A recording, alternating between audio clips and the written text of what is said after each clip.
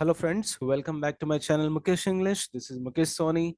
Friends, in this video we'll have the discussion of the important questions, that is 2 marks and the 5 marks questions from a very important lesson Last Leaf by O. Henry.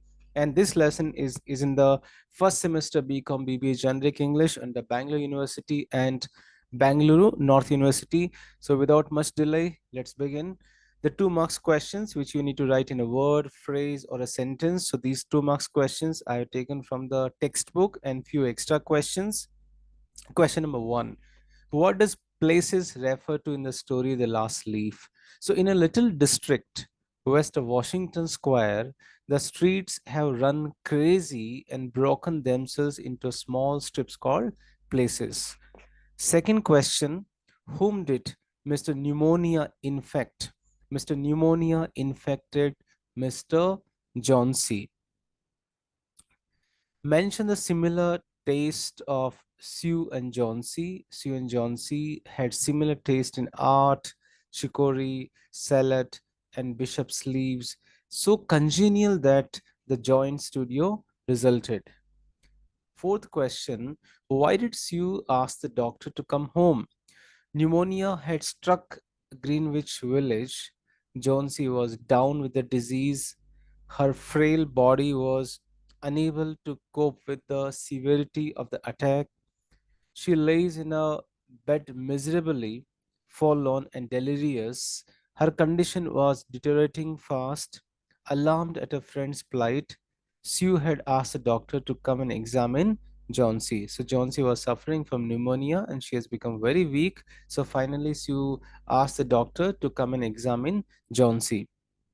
Then, the little lady mentioned by the doctor refers to Johnsy. Question number 6. According to the doctor, chances of Johnson's recovery from pneumonia are little. Why? According to the doctor, Johnson's condition was worrisome because she did not show any signs of improvement despite good treatment.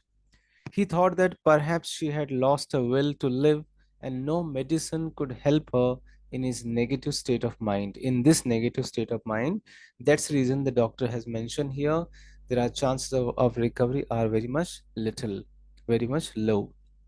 Sue had Sue and Johnsy were artists. Yes, they were artists, true. What was Johnsy counting and why was she counting? Johnsy kept looking out of the window and counted backwards to note the number of leaves left on the ivy creeper. She believed that she would die when the last leaf fell, whereas the leaves were falling in normal process of nature during the autumn season. Question number 9. What is special about the houses in Greenwich Village? The houses in Greenwich Village had Dutch attics and 18th century gables. Most of the spatial heritage of Greenwich Village is in Federal and Greek revival buildings, styles that have not survived comparably in other districts. That's the reason that the Greenwich Village is famous for its houses. What did Sue hear while she was painting? She heard low sound of Johnsy counting numbers several times repeated. What was Behrman's dream? Behrman's dream was to paint a masterpiece. Question number 12. Johnsy and Sue were surprised to find that in spite of the storm and the gusty wind, what's the option is here? The correct option is here. The single ivy leaf still clung to the vine. Still clung to the vine. So these are the 12 questions are from the textbook, and the remaining questions uh, um, I mean to say I have compiled from the different sources so that you can get some extra questions. Question number 13. Who were Sue and Johnsy? Sue and Johnsy were artists. What fear did Johnsy, spelling error, what fear did Johnsy, Johnsy, what fear did Johnsy have in a mind? She would pass away on the day when the last leaf on the creeper fell. That's a fear in a mind. What was happening to the leaves on the creeper outside the Johnsy's house? Outside Johnsy's house, the leaves were falling due to the extreme cold and strong wind. Then 16. Who was Behrman? Behrman was an old painter.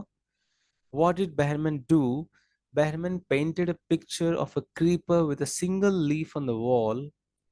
What happened to Behrman? Behrman passed away due to pneumonia.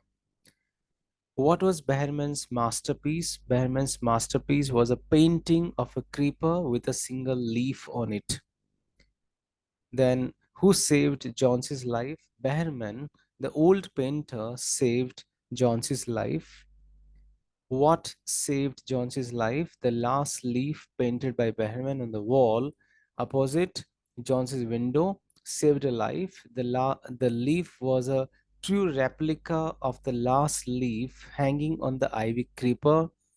Johnsy mistook it to be a real leaf and felt that she had been wicked and it was a sin to die.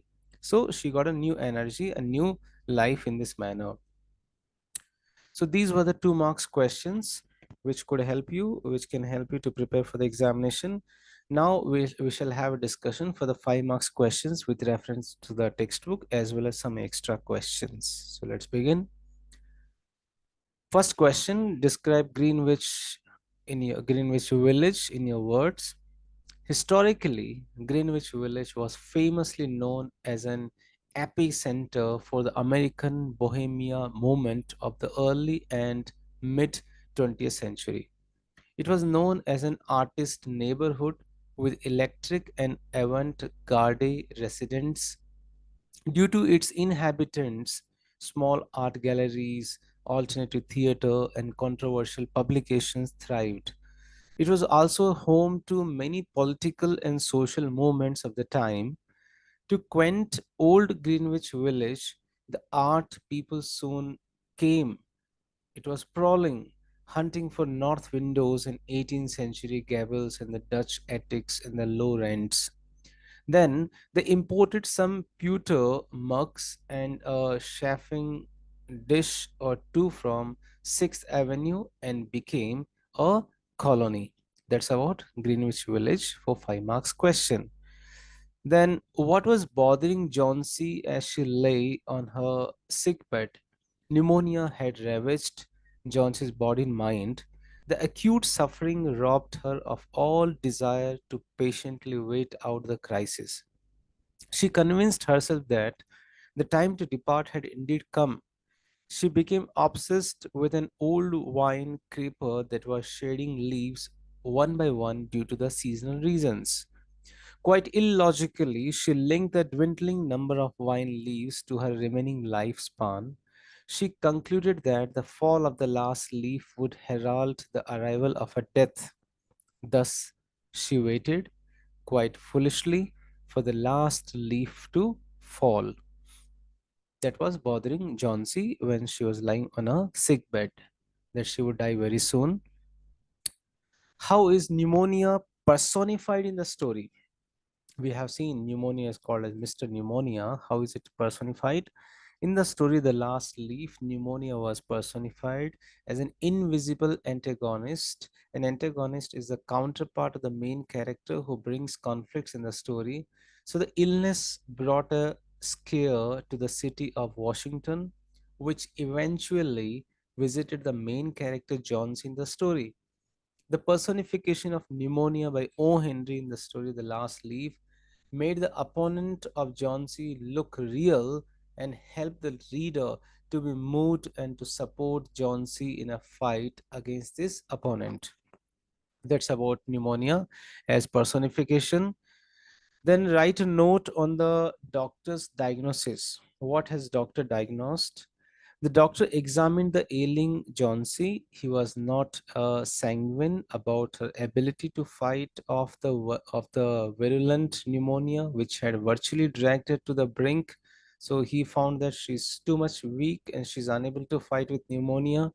He conveyed this to Sue, but assured her that Johnsy still had 10% chance of survival. He promised to give the best medicine, but regretfully said that the patient's mental submission to the infection was undermining her body's capacity to fight back. He advised Sue to do everything possible to inject some hope and willpower back to the desolate Johnsy. If this happened, the efficacy of the medication would be doubled, he assured. He suggested Sue to explore if Johnsy had any unfulfilled desire that could be met to make her recover her lost mental strength. So this is how doctor has diagnosed and doctor has suggested Sue how to bring back the health of Johnsy. How did Behrman save Johnsy's life? What's the role of Behrman here? Behrman learnt about Johnsy's fancies. He did not waste a single second. He took a lantern because it was dark. He took a ladder because he had to paint the leaf on the wall. He took brushes and colors. He painted the leaf on the wall, though it was raining heavily. The real leaf had already fallen. The painted leaf stuck to the wall. Johnsy said the last leaf still intact. It revived confidence and will to live in her. It was Behrman's masterpiece. Behrman died of pneumonia but saved Johnsy's life. This is how Behrman saved Johnsy's life. Question number 6. What was Behrman's masterpiece according to Sue? Why? Behrman's masterpiece is the last leaf on the ivy creeper. Sue calls it as a masterpiece because this painting rekindled the willingness to live in Johnsy's heart, and she was able to recover from her illness. Johnsy had eventually developed a fear that she would die when the last leaf fell from the ivy creeper, but Behrman spent an entire night in a heavy storm to paint a fresh green leaf. Behrman himself was suffering from pneumonia because of the getting drenched while painting and eventually died. However, next morning, on seeing that on seeing that leaf, Johnsy thought it was real leaf and got a feeling of self-belief. She realized that she could get well if she wanted to and came out of her illness. This is how that was the masterpiece of Behrman. Write a brief character sketch of Behrman. That's very important character. Old Behrman was a painter. He was past 60, but he was a failure in art. He earned very little through his paintings. He always said that he was going to paint a masterpiece, but for the last 40 years he had not even begun it. Behrman was drunkard. His beard was long and curling. It gave him the look of an imp. He was a tough fellow. He hated weakness in a man. He lived on the ground floor beneath Sue and Johnsy. He considered himself their guardian. He was very kind and helpful at heart. When he came to know of Johnsy's fancy, he decided to help her. He went out in the rain and snow and painted a leaf on the wall. It saved Johnsy's life, but he was caught or he caught pneumonia and died. Thus, Behrman plays a very vital role in the story. He sacrificed his life and saved Johnsy's life. Draw a character sketch of Sue. She's an important character in the story. The last leaf, Sue is an artist girl. She and Johnsy have a joint studio in the artist colony. She's kind and noble at heart. She has qualities of a true friend. Johnsy gets an attack of pneumonia. Sue nurses her with love and care. She works day and night to earn enough money. With this money, she buys medicines and a good diet for a friend. She feels shocked when the doctor says that Johnsy doesn't have many chances of recovery. Johnsy has a fancy that she will die when the last leaf of the creeper falls. She tries her best to cheer her up. She says that her fancy is foolish and baseless. She tells of John's fancy of old Behrman. He paints a last leaf on the wall and saves Johnsy. Thus, Sue is a kind and noble girl. She is a true friend. Now, very important question. Justify the title of the story, The Last Leaf. This is a very psychological story. The whole story is based on the last leaf. Johnsy was a young artist girl. She and her friend Sue lived together.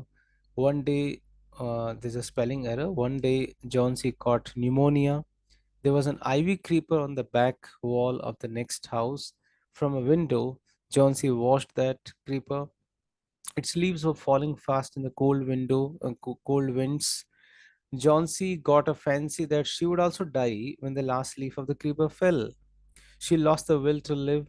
Her condition became worse. Behrman, an old painter, came to know of this fancy of Johnsy. The next night, the last leaf fell, but the same night, Behrman painted a leaf on the wall. It looked like a real leaf. When Johnsy saw that the leaf has brought her life, the painting, the painted leaf saved Johnsy's life. Thus the leaf plays an important role in the story. So the title of the story is apt and justified. Now you have the last question, and uh, last question, describe briefly how John Behrman saved Johnson's life. The last leaf is a story of supreme sacrifice by a rest drunken artist. Who was Behrman? What was his masterpiece? Why did he paint? So they're all extra questions, and let's try to cover by with a single answer. Sue and Johnsy were two young girl artists. They lived together in the artist colony. Once Johnsy caught pneumonia. She developed a fancy that she would die when the last leaf on the ivy creeper fell, IVY. The doctor said that she should take an interest in life and wish to live. Only then could she be saved. Behrman was an old painter. He lived on the ground floor beneath them. He was a failure in art. For 40 years he had been trying to paint a masterpiece, but he had not yet started. He came to know of Johnson's fancy. The night the last leaf fell, he painted a leaf on the wall. He worked all night in the air and snow and painted the leaf. The next morning, Johnson saw the leaf on the wall. Her will to live returned. Her life was saved, but Behrman caught pneumonia and died. Thus, Behrman sacrificed his life and saved Johnson's life, and the last leaf painted on the wall was his masterpiece. So, friends, this is how I have tried to solve all the questions of the famous lesson, The Last Leaf, under first sem BCom BBA, Generic English, BU and BNU. And for all the videos of your syllabus for semester BCom BBA, you can find all the videos links of Generic English in the description box. Please go through the description box. You'll get all the video, grammar video, last leaf, all creatures, all the lessons videos. You'll get in the description box, and also you can go to the playlist of first semester BCom BU BNU. And please do subscribe my channel. If you're not yet subscribed, click on the like button, write in the comment box and give me some sort of critical or the productive feedback. Thank you so much. If you have any questions, you can reach me at mukeshenglish@gmail.com. Thank you so much. Wish you good luck for the forthcoming examination. Hello friends, welcome back to my channel Mukesh English, and this is Mukesh Soni. In this video, we'll have the discussion of the important questions of the famous lesson All Creatures Great and Small by Ruskin Bond, which belongs to the first semester BCom BBA Generic English under Bangalore University and Bangalore North University. So in this video, we'll have the discussion of the 2 marks and 5 marks important questions of the lesson All Creatures Great and Small. So let's begin it. To begin with, we shall have the discussion of the 2 marks questions, and the very first question is here. Whom did the grandfather get the python from? The grandfather got the python from a snake charmer. How did he impress the crowds with the python? The grandfather impressed the crowds by slinging the python across his shoulders and walking home with it. Garland, sorry, grandmother was tolerant of the most birds and animals, but drew the line at reptiles as pets. So this is the fill up the blanks. Grandmother was tolerant of most birds and animals, but she drew the line at reptiles as the pets. Who was Mabel, and why did the grandfather dislike her? Mabel was the grandfather's cousin. He disliked her because she was fussy. Why did the grandfather feel crestfallen? The grandfather could not find the snake charmer and hence he returned home crestfallen. Where was the python kept and how did it escape?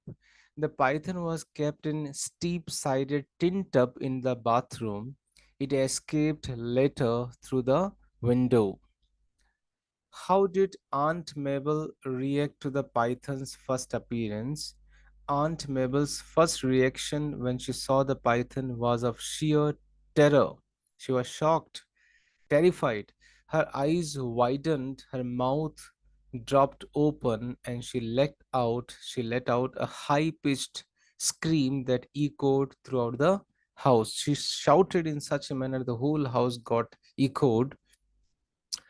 When did Aunt Mabel decide to pack her bags and leave?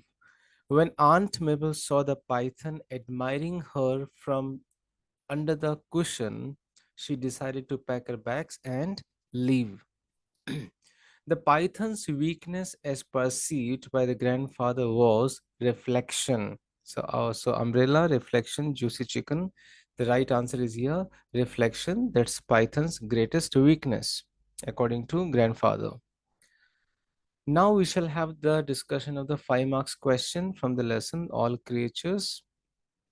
The very first question, explain the chaos created by the arrival of the python in the grandfather's house. The grandfather was fond of unusual pets. One day, he bought a python for 6 rupees from a snake charmer. He slung it across his shoulders and walked home. Grandmother nearly fainted at the sight of the python curled around his throat. She insisted that her husband find the men and have the python returned to him. So grandfather placed it in a steep-sided tin tub in the bathroom and went to bring the snake charmer. He returned crestfallen as he was unable to locate the men. Grandfather went to the bathroom to take the python to the jungle, but it had slipped through the bathroom window.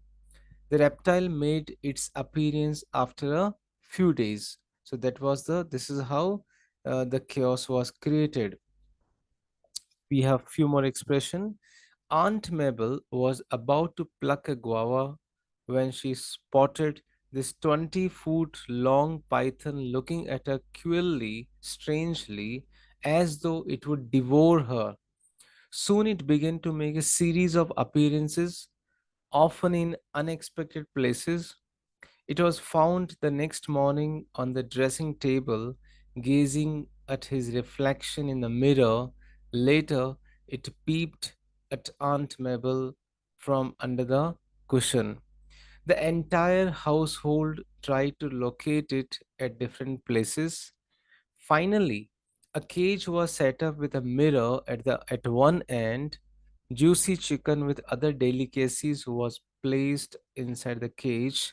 The python was finally trapped and released into the jungle, and it was still enraptured with its own reflection in the mirror.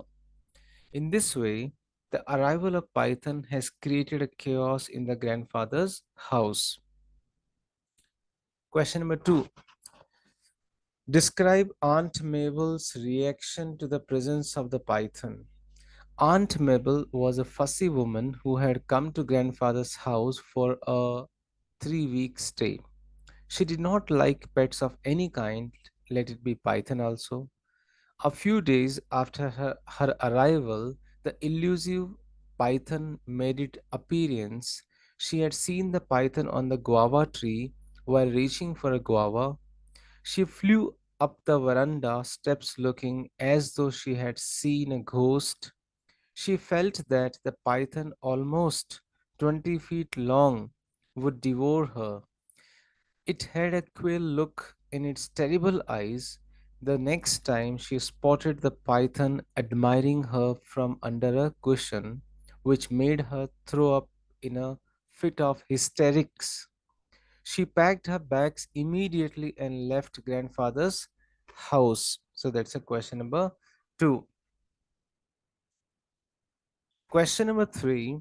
How did the grandfather finally succeed in caging the python? The grandfather had bought a python from a snake charmer. Grandmother threatened him to take away the python from the house. It was locked up in a steep-sided tin tub in the bathroom, and later he found it had slipped through the window. It was not to be found anywhere for a few days.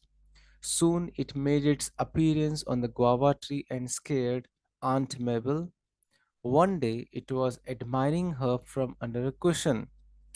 Soon it was seen curled up on the dressing table, gazing at its own reflection. Grandfather finally found a way to trap the python. He set about preparing a large cage with a mirror at one end. He left juicy chicken and various other delicacies and fitted up the opening with a trap door. Nothing happened for few days, but one morning the narrator found the python curled up in the cage. He had eaten everything left out for him and was relaxing in front of the mirror with a smiling face or with a smile on his face. The trap door was gently lowered. Grandfather and the gardener put the cage in the pony trap, went to the other side of the river bed, and left the cage in the jungle with the trap door open. And in this manner, the python went back to the jungle towards the jungle. Now the next question: bring out the humor with reference to Aunt Mabel and the python in the story. Aunt Mabel is a fussy woman. Grandfather did not look forward for her visits, but she was here on a 3 week stay. Both the grandfather and grandmother are aware that Mabel did not like exotic pets and she had an aversion towards pythons. When grandfather brought home a python one fine day, grandmother, knowing Mabel's preferences, insists that her husband return return the python to the snake charmer. So the reptile is kept in a steep sided tin tub in the bathroom, but it escapes through the open window. After looking for it all over the house, in the kitchen, poultry shed, etc., it is not to be found. Finally, Aunt Mabel arrives within a day of her arrival. The python makes its appearance. Aunt Mabel sees the creature in the guava tree while plucking the fruit. She screams loudly and ran up the veranda steps, looking as though she had seen a ghost. She describes the look in its eyes as though it would devour her. It was a it was a bow constrictor. It was a bow constrictor 20 feet long and looking at her. In a very strange manner, grandfather goes to the tree to kill the python, but it disappeared, and Rusty comments that she must have frightened the poor creature away. Soon the python began making a series of appearances, often in unexpected places. Aunt Mabel had another fit of hysterics when she saw him admiring her from under a cushion. She packed her bags and went back home. So, friends, this is how I have solved the questions from the lesson All Creatures Great and Small, or Small and Great, by Ruskin Bond. And all the other lessons, videos, links, you can go through the description box or the playlist on my channel. Thank you so much. If you like the video, subscribe the channel. If you like the video, click on the like button. Write in the comment box your suggestions or whatever, however you feel about the video and the other videos. If you have any questions, you can reach me to my email ID, to my email inbox, mukeshenglish@gmail.com. Thank you so much. Wish you good luck for the forthcoming examination. Hello friends, welcome back to my channel Mukesh English, and in this video we shall have the discussion of the important questions of the famous poem Heart of the Tree. And this poem is in the syllabus of the first semester BCom BBA, Bangalore University and Bangalore North University. So let's begin the discussion of the 2 marks questions very first. The question number 1, whom is the speaker addressing in the poem? The speaker is addressing the human beings who plant trees. Question number 2, list any 2 things that men will do by planting a tree. Men plants a friend of sun and sky, flag of breezes free, home to heaven and an eye. How is the tree a friend of the sun and sky? The tree, as and when it grows, tries to reach the sun and sky, thereby a new friendship is developed. The flag of breeze means here the tree is like a flag. What is meant by shaft of beauty? A tree grows, its trunk looks like the shaft of a flag. The tree is beautiful and compared to the shaft of beauty. What is twilight? Why is it so happy? Twilight is the faint light at the end of the day when the sun goes down. It's a happy twilight when mother bird has returned to a nest and she is with her chicks. It is like a happy home. What is meant by treble and heaven's harmony? Treble is a high tone in music. In the evening, there's a peace and harmony in nature. The treble note of the mother bird is like the pleasant music to the quiet atmosphere. Which are the 3 things created when a tree is planted according to the poet? The 3 things are friend, beauty, and music. Who is being referred, excuse me, who is being referred to the unborn eyes in the poem? Future generations who are still unborn but will be born in the future and will find pleasure in the sight of the trees. How has the poet described a tree early in the poem? The poet earlier has described the tree like a friend of sun and sky. What social and ecological benefits of planting a tree does the poet refer to? Means to say, which are the social and ecological benefits of planting a tree are the person who plants a tree not only ensures cool shade and tender rain, but he also sows the seeds and the birds for lush forest for the future generations to benefit them. He sows the seeds of the development of the nation and the world. In what sense is the tree the harvest of a coming age? The future will see the tree in all its glory as a towering tree with a thick trunk which can be put to various uses by the future generations. The poet is here talking about transition from a tender youth to adulthood, which is also a reference to the tree growing from a sapling into a tree. Who holds all the growth of a land? Which land has the poet in mind? The poet might be referring to America, and he's also talking with reference to the entire earth as a land or the land of all mankind. Now let's have the discussion of the 5 marks questions from the poem Heart of the Tree. The very first question, what are the functions of a tree according to the poem Heart of the Tree? According to the poet, a tree has the ability to maintain ecological balance, provide shelter, and further life on earth. It's believed that the trees try to reach the sun and the sky. The tree provides shade, and the leaves of the plant acts just like a flag, and they create a nice atmosphere. The tree has seeds, and these seeds further spread throughout, and further they give birth to trees and the plants. The tree protects human beings by providing cool shade.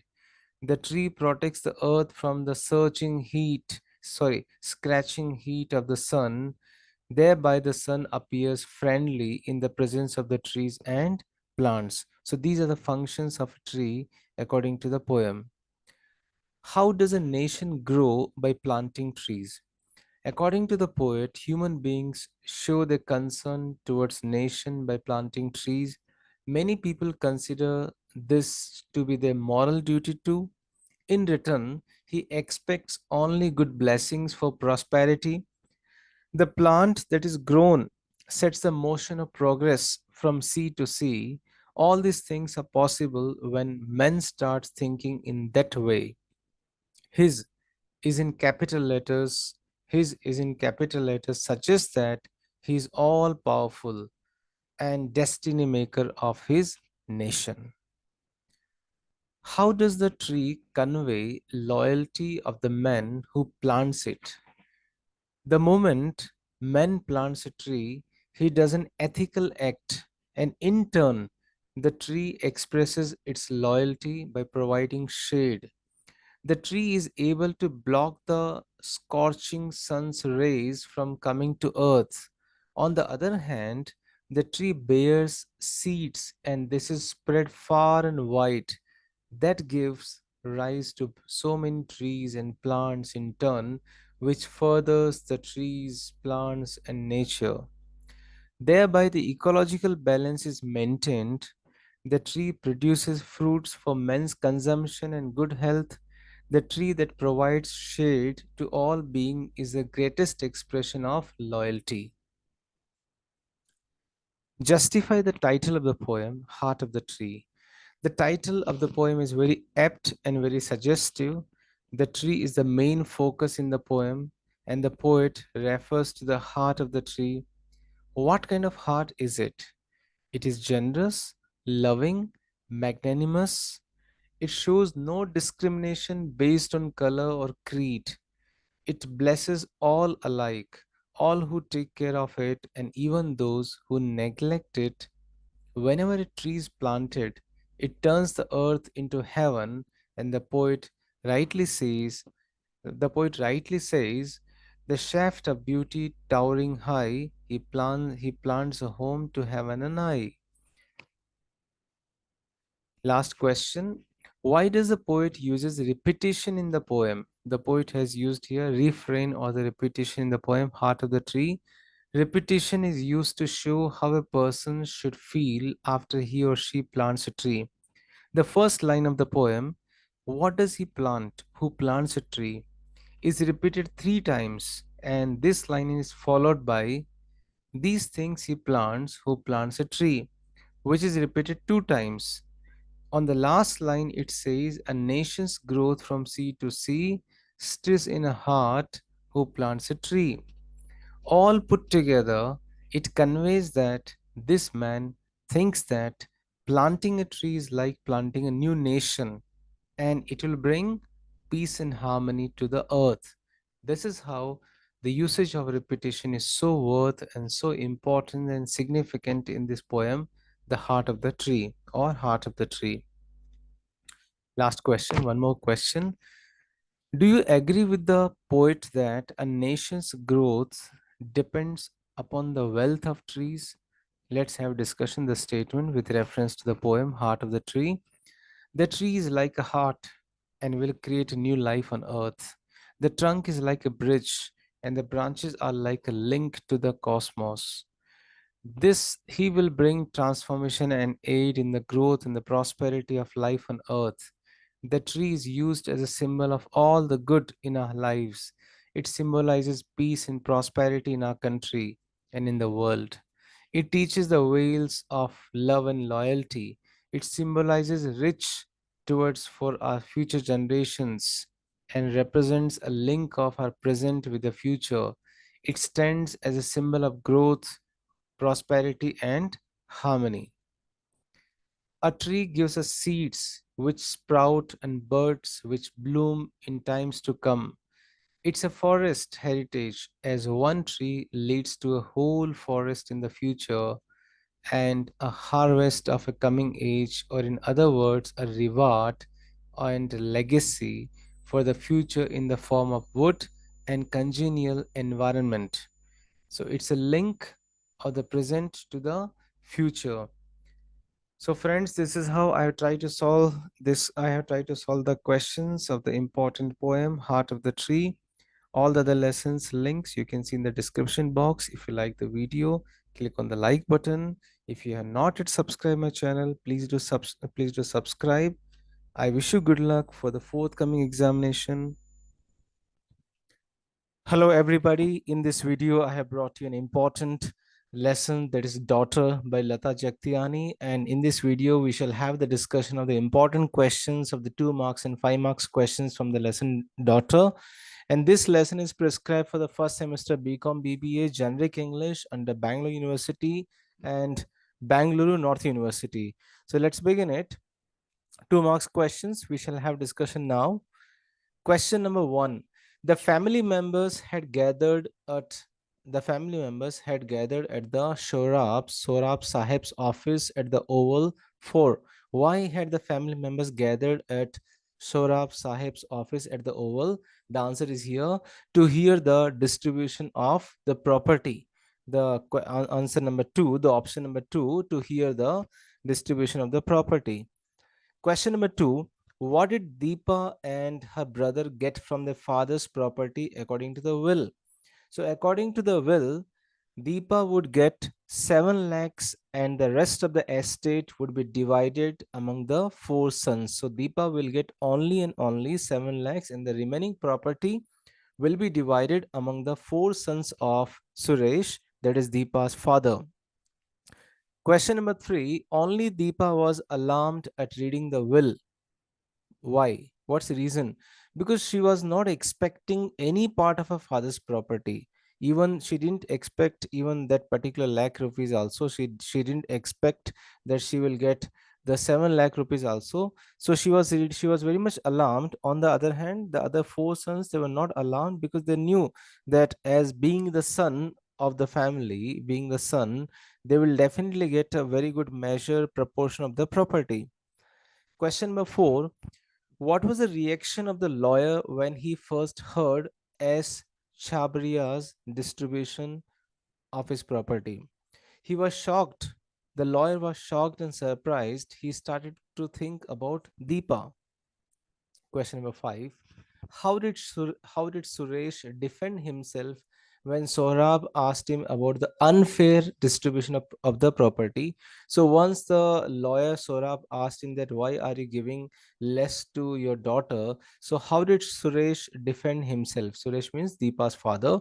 Suresh defended himself when Sohrab asked him about the unfair distribution of property by saying that there was nothing wrong with the distribution as Deepa had her job at the travel agency that's paying her 10,000 rupees per month along with an expense account. So he said that she would not need more than that. So this is how Suresh justified about Deepa's proportion for the property, or Deepa's we can say share for the property, and he said she's earning 10,000 rupees per month, so she doesn't require more than that. So as far as he's concerned, the distribution of the property was equal when he was alive, and this is how he reacted to his lawyer Sohrab. How did Sohrab react to the phone calls in the office that day, and why? Sohrab shouted angrily and disconnected because he could realize the disappointment of Deepa. So when Deepa reached his office, that time he could easily understand that Deepa was not very much in good mood, or she was very much disappointed. And when Sohrab was getting so many phone calls in the office, he was very much angry. He was reacting in very anger mode, and he disconnected many phone calls. Question number 7. Shorab took the day off because, why did he take the off? Having seen Deepa's reaction on unfair distribution of property, he was no mood to work the day, so he decided to spend the day with his granddaughter. What did the lawyer notice at the NCPA bus stop? He noticed that Deepa was standing in a long queue at the NCPA bus stop. Now we have 5 marks questions. These were the 2 marks questions. Now we are going to have discussion of the 5 marks questions. Question number 1. The cricket match gives solace to the pain and humiliation Deepa receives at the office justify, or we can say, how is the empire's decision a metaphor to Deepa's condition, or we can say, what is the role of that cricket match in Deepa's life or in Deepa's condition. So after reading the will at Sohab Sahib's house, that is Sohrab's house, Sahib's house, except Deepa. All her brothers were not surprised as the will was according to what they expected. So Deepa was shocked and surprised the moment she came to know what was her share in her father's property, because her father had given everything to his four sons and Deepa was left only with 7 lakh rupees. Deepa was sitting quietly facing the window and she was watching attentively the one day cricket match which was being played in the opposite Maidan of the lawyer's house so that she could hide and divert her pain. There was a strange, unusual stillness about her. She knew there was no use of crying. Her father had not given her a fair share for her in his property just because she was a daughter. He had allowed the male domination system and had given all his property to his four sons. When Deepa found that the batsman was not out of the crease, yet the umpire raised his finger and had made him out, she asked Shorab about it.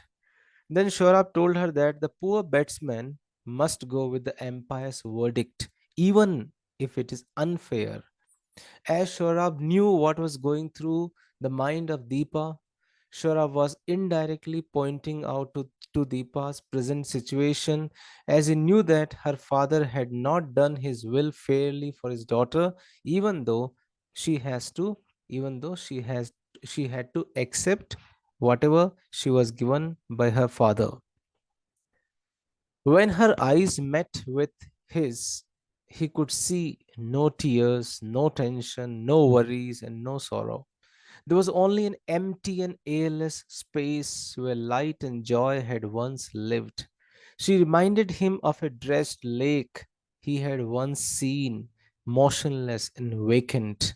It was as if somebody else was sitting upright watching the cricket match.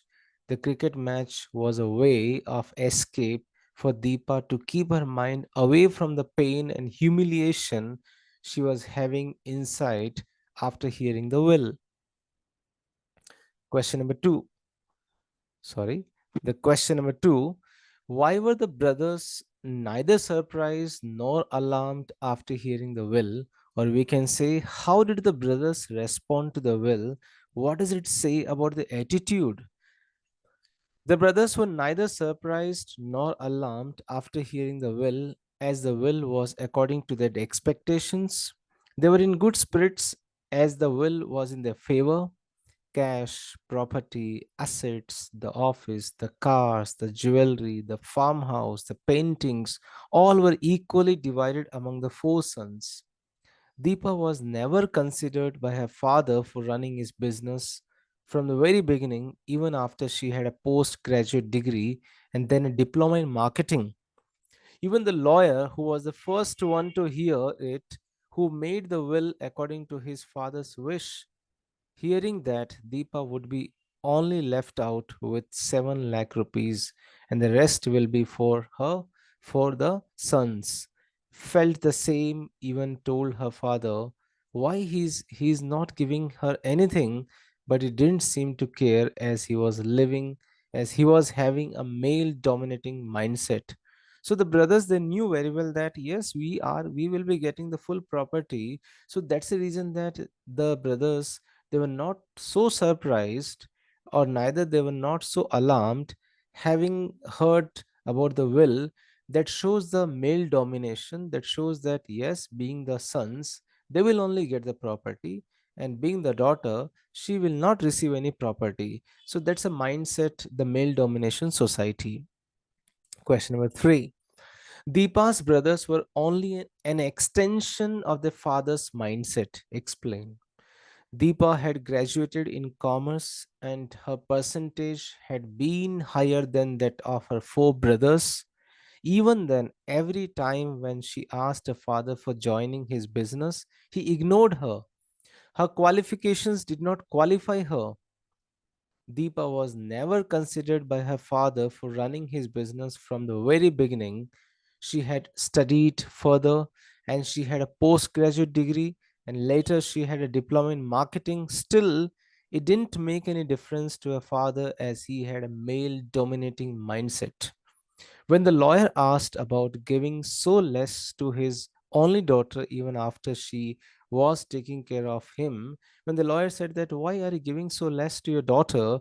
and he replied in an irritation, he said, her father said, "What's wrong with the will?" As Deepa had her job at the travel agency that's paying her 10,000 rupees per month along with an expense account. What's more than she really requires? That's enough. Being a daughter or being a lady, being a girl, she's getting enough money. Her father, who followed the patriarchal system, did not have any doubts about the way he decided to put the will. He's concluding that she won't need more than that. So the brothers who had grown up in such a male dominating society or the male dominating environment would naturally have the same mindset. And so they didn't find anything odd or any unnatural with their father's will, as they also believed in male dominating mindset. Fourth question: the will had been prepared 4 years ago, but S. Chabaria did not modify it. Why the lawyer did not modify it? He had a lot of chances. He would have done it before Suresh's death.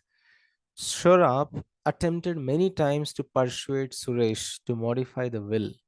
Whenever he used to speak about it, Suresh's face got increasingly tight and he could see from the clenched cheek muscles. It was not a good idea to argue with him. Being a lawyer, he also had a lot of limitation. Before one day of the will, Shorab had not slept well that night, but he was helpless. At first, he had angrily dialed Deepa's cell number, then he stopped. It was a breach of confidence to tell her about her father's will. First, he decided that let him reveal, but again he said no, it's a confidentiality, he should not reveal. Besides Suresh, besides Suresh and he went back a long way. Now, for the second time, he felt ashamed of himself. He should have tried to persuade Suresh. He should have given it another shot. In those days he had been in the media limelight with the Aurora and it had occupied him from sunrise to sunset. The timing had been inconvenient. He had won the case and become a media celebrity overnight. So everybody sought him out. Suresh membership at the Turf Club had come in handy. Suresh had introduced him to the people of consequence, to the right circles, so there had been no time to worry about Suresh act, and then it was too late. So the lawyer was so much busy, so much occupied in his personal work, in his professional task, that he did not think further to ask Suresh to modify the will and to give some more share to his daughter Deepa. That's the reason that he could not make some more modification to the will. Question number 5: the lawyer intends to take his granddaughter out for ice cream, and how does it reflect his sense of guilt? After Deepa's father's death, that is Suresh death, the lawyer reads the will in front of Deepa and her four sons of Suresh. According to the will, Deepa will be given the sum of only 7 lakh rupees, which is already nominated to her in the form of Reserve Bank of India bonds. The rest of the estate will be divided equally among his four sons. The unfair distribution of property made Deepa disappointed. The four sons were neither surprised nor alarmed. The 30-year-old Deepa was sitting quietly facing the window. There was a strange, unusual stillness about her. She seemed to have died in lawyer's room. It was as if somebody else was sitting upright watching the cricket match. Deepa disagreed on umpire's decision as he declared out.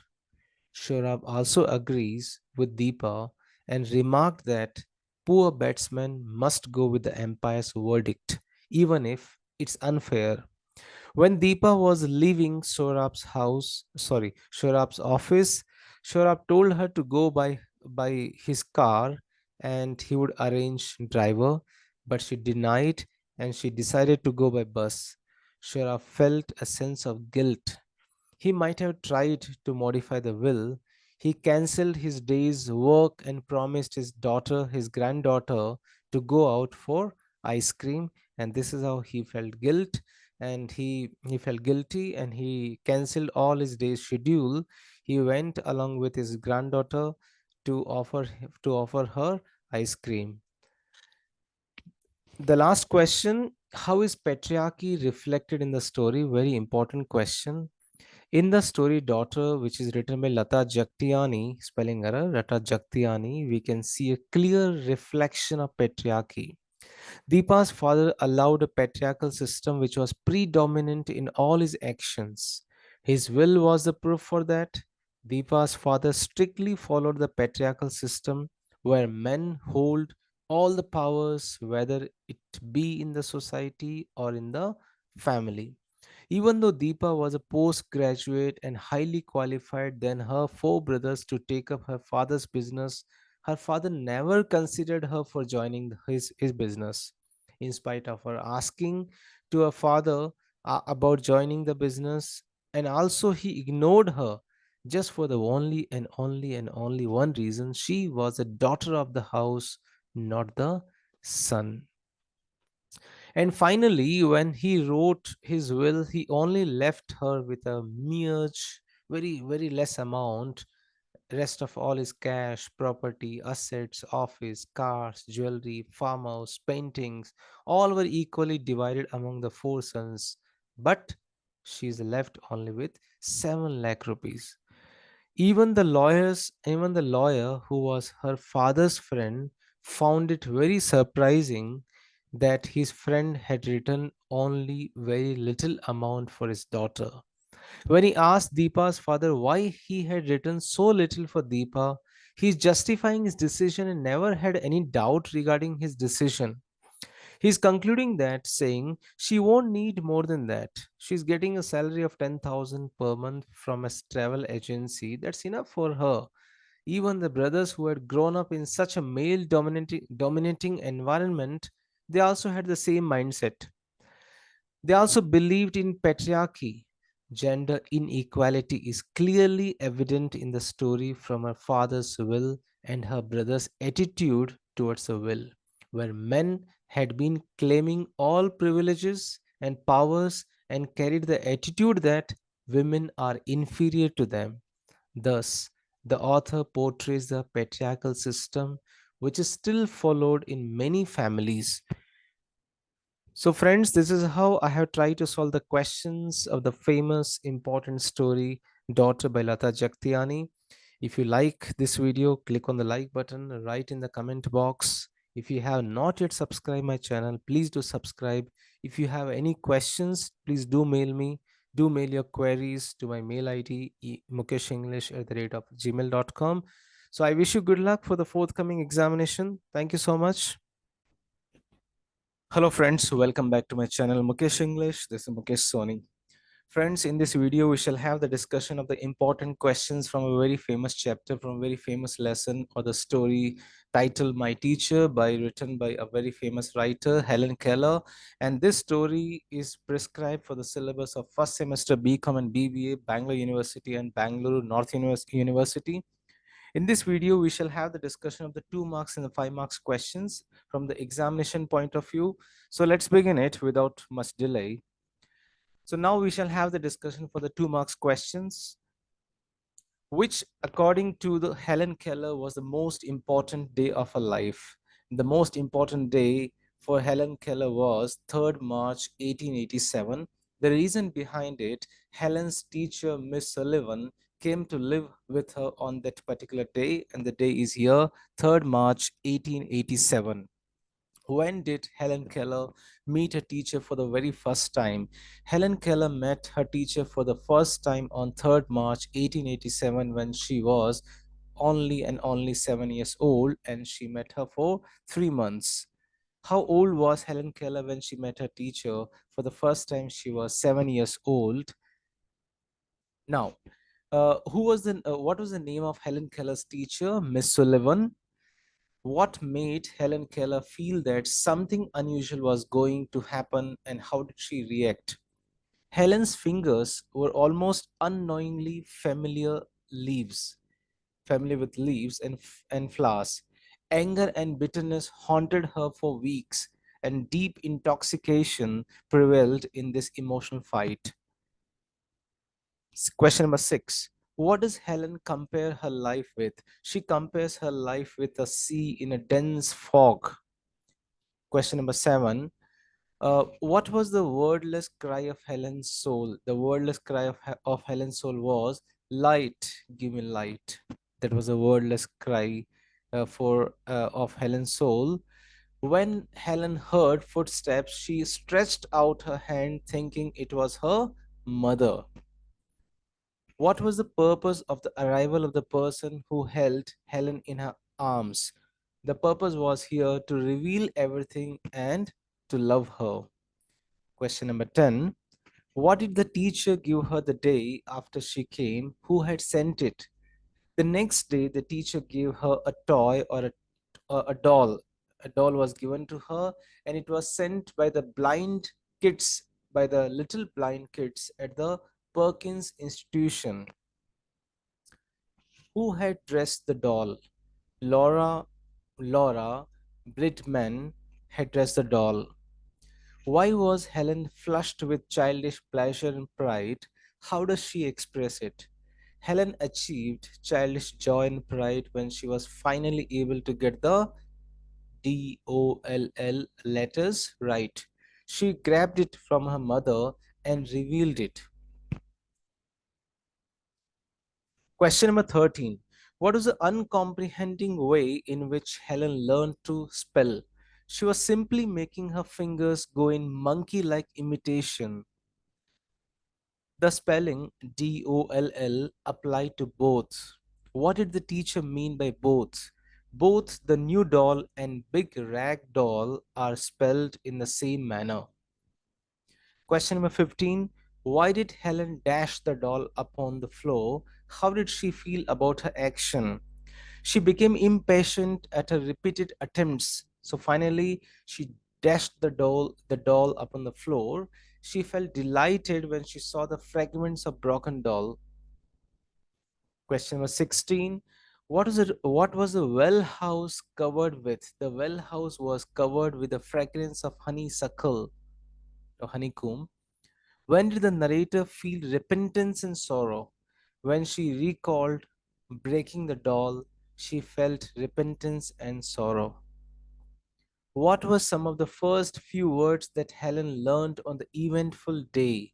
She learned mother, father, sister, and teacher. These were the 2 marks questions from the lesson, My Teacher. Now we shall have a discussion of the 5 marks question. Very important questions, friends. Why does Helen refer to the day as an eventful day or the eventful one? The most important day she remembers in her all her life is the one on which her teacher, Annie Mansfield Sullivan, came to her. She was filled with wonder when she considered the immeasurable contrast between the two lives which it connects. Question number 2. How did the introduction of the word water awaken Helen Keller's soul? As Helen and the teacher go home to the well, they were fascinated by the honeycomb that covers it. Someone was drawing water, and her teacher put her hand under the spout. As a cold stream came up, on one hand, she said another word in the water, first slowly, then fast. Suddenly, Helen felt a fog consciousness as if she had forgotten something, the thrill of the thought coming back, and somehow the secret of the language was revealed to her. She knew that water was a wonderful cool thing flowing in her hand. The world of life awakens a soul, gives light, hope, joy, frees it. She left the well house eager to learn. Everything has a name, and each name gave birth to a new idea. When they returned home, every object she touched seemed to be shaking with life. This is how the introduction of the word water awakened Helen Keller's soul. Question number three. What transformation took place in the narrator after a visit to the well house? What did she do on entering the house? When the living world awakened her soul, it gave her light, hope, and joy. She left home eager to learn. Each object has a name, and each name gave birth to a new idea. She shuddered at life when she returned home to touch everything. She saw everything in a strange and new way.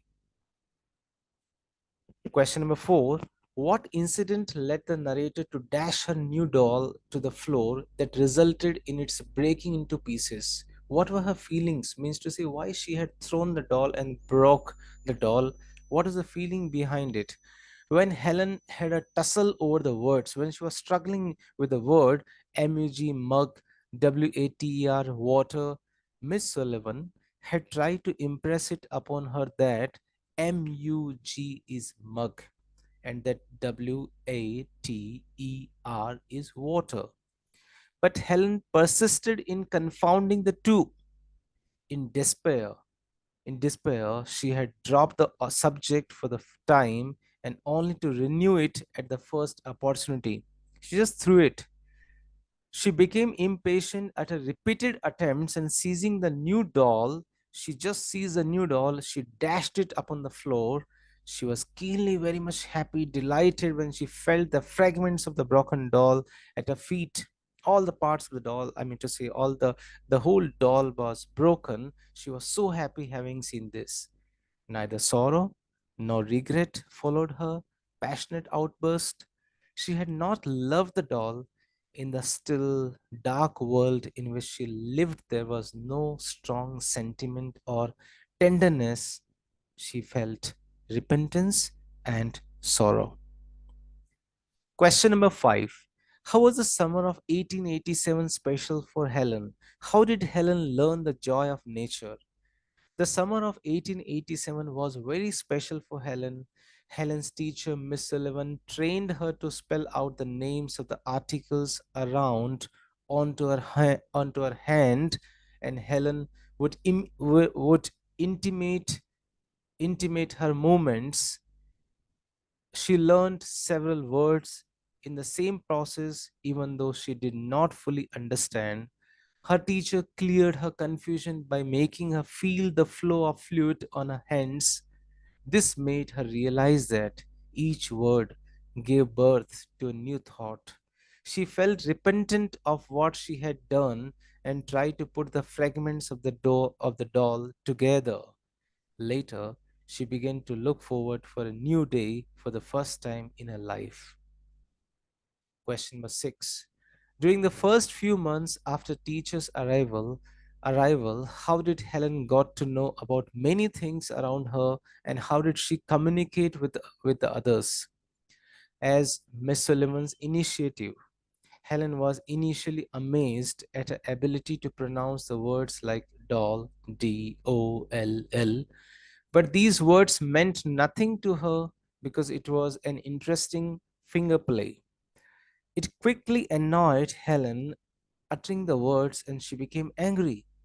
Miss Sullivan broke the toy she had brought for herself. Helen broke the toy. I'm sorry, there's an error here. Helen broke the doll, the toy she had brought for herself. She was satisfied that the source of her irritation had been removed. Sorry, Miss Sullivan broke the toy she had brought for herself. She was satisfied that the source of her irritation had been removed. Like most things, Helen went to the next thing when she went to the garden. Then Helen was able to combine the words like water, cup. It gave meaning to her existence.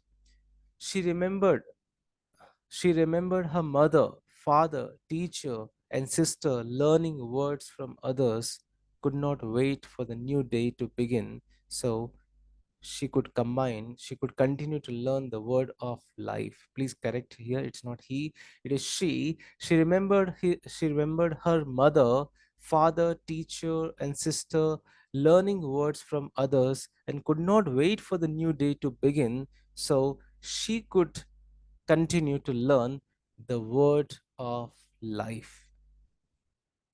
Question number 7. How did Helen's parents discover that their daughter had become deaf and blind? When Helen was 19 months old, she fell ill and suffered from brain fever. She stopped responding to sounds, sights, and simple actions. She did not blink when staring at the sunlight. She neither responded to her father's claps nor to the bright lamp that her mother brought in front of her. That is when her parents discovered that their daughter had become deaf and blind. What does Helen Keller mean when she says, "Light, give me light," was a wordless cry of my soul? The excerpt my teacher is taken from Helen Keller's autobiography, The Story of My Life, published in 1903. It's an inspiring story of a person who discovered the world through her fingertips with the help of a great and dedicated teacher.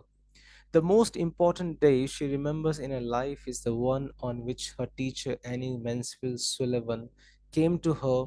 She was filled with wonder when she considered the immeasurable contrast between the two lives which it connects.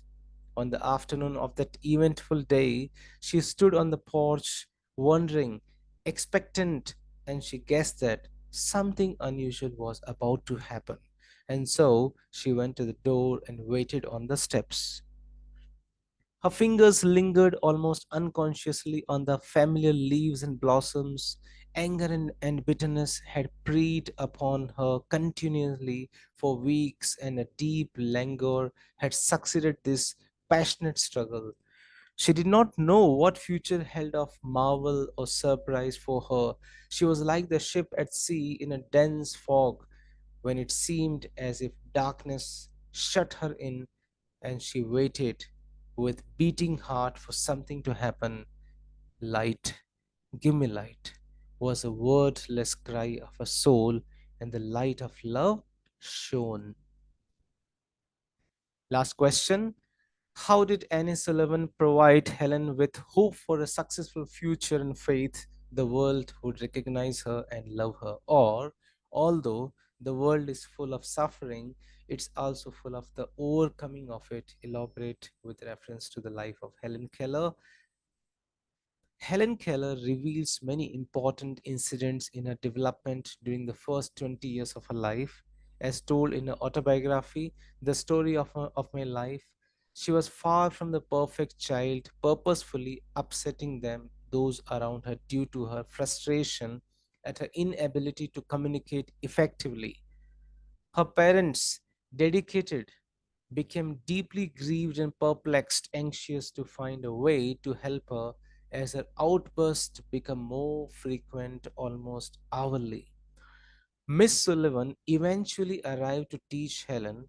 Helen was poetic and compared herself to being lost at sea in a dense fog as she tried to explain her life before Miss Sullivan's arrival. The importance of that day would never leave her, and the light of love shone on me in that every hour.